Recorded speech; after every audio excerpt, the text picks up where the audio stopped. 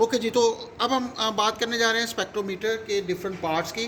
तो यहाँ पे आपको एक ट्यूब नज़र आ रही है जिसकी इस साइड पे एक लेंस लगा होता है और इस साइड पे एक जस्ट स्लिट होती है जो इस वक्त आपको सर्कुलर फॉर्म में नज़र आएगी। और इसके एक साइड पर अगर हम इस स्ट्रिप को खींचेंगे तो लेंथ वाइज इसमें इजाफा हो जाएगा।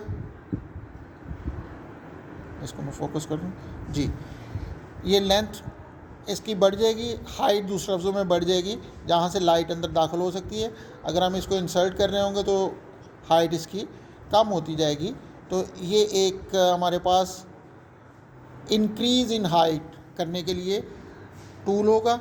उसके बाद इसकी विड्थ को हम इस स्क्रू के साथ कम ज़्यादा कर सकते हैं। हम इसको बढ़ा सकते हैं या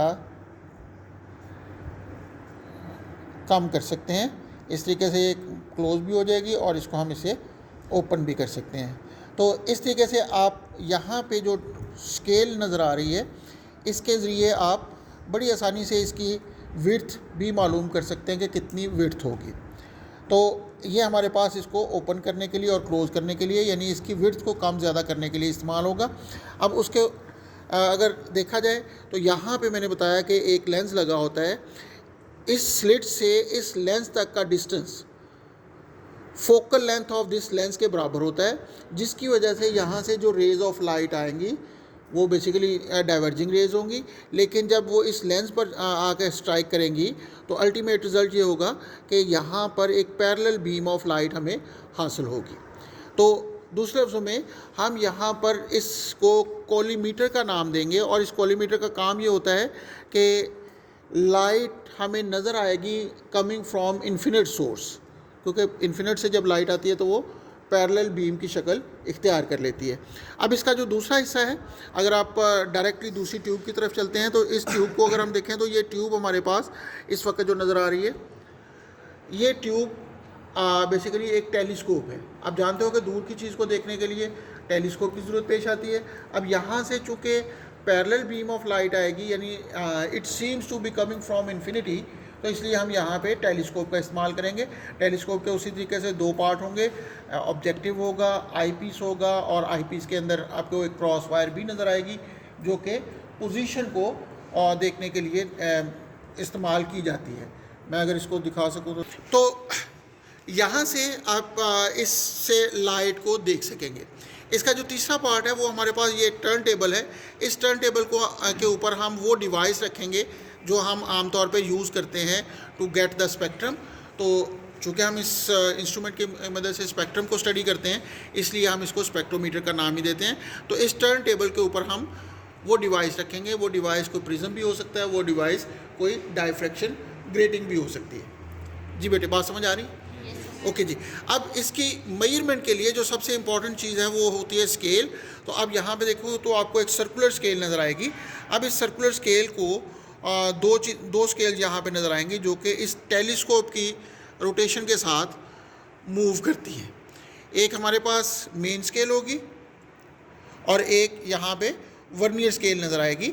अब मेन स्केल को अगर आप गौर करें तो ये मैं आपको दिखाऊँ अगर ज़ीरो जी, तो यहाँ ज़ीरो से स्टार्ट हो रही है,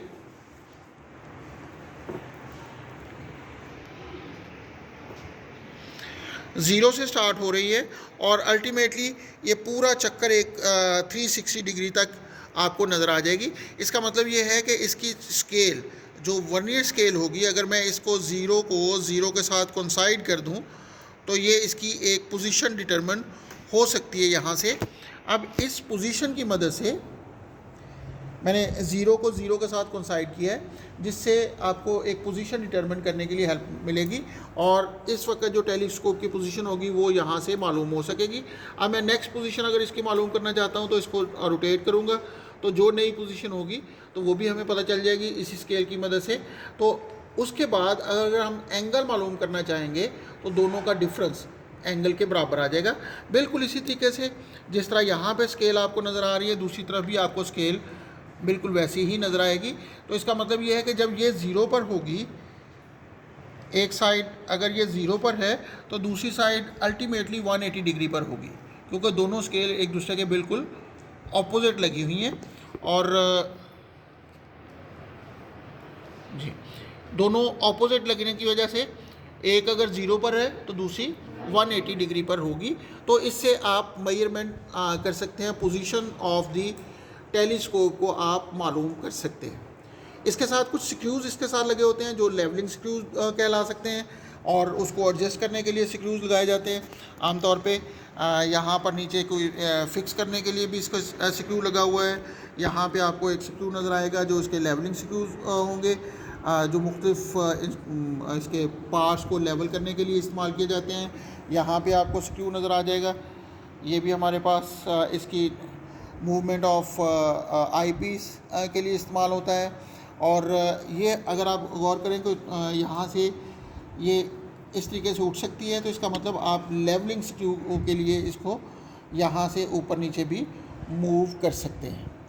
तो इस तरीके से आप इसको लेवल भी कर सकते हैं। इसकी पोजीशन को लेवल करने के लिए स्प्लिट लेवल का आमतौर पे इस्तेमाल किया जाता है, और डायरेक्ट इमेज देखने के लिए कॉलीमीटर और ये टेलीस्कोप ये एक दूसरे के बिल्कुल पैरेलल होनी चाहिए ताकि इसका इमेज इसके अंदर आ सके। तो इसके लिए आप स्प्लिट लेवल का इस्तेमाल कर सकते हैं, और उसके बाद इसकी पोजीशन को आप लेवल करने के लिए ये लेवलिंग स्क्रूज़ यहाँ पर भी लगा हुआ है, और इसी तरीके से आपको यहाँ पर भी नज़र आ जाएगा। कॉलीमीटर को भी आप लेवल कर सकते हैं। तो ये इसके डिफरेंट पार्ट्स हैं जो हम मुख्तलिफ इंस्ट्रूमेंट के अंदर इस्तेमाल करते हुए इसको इस्तेमाल करेंगे।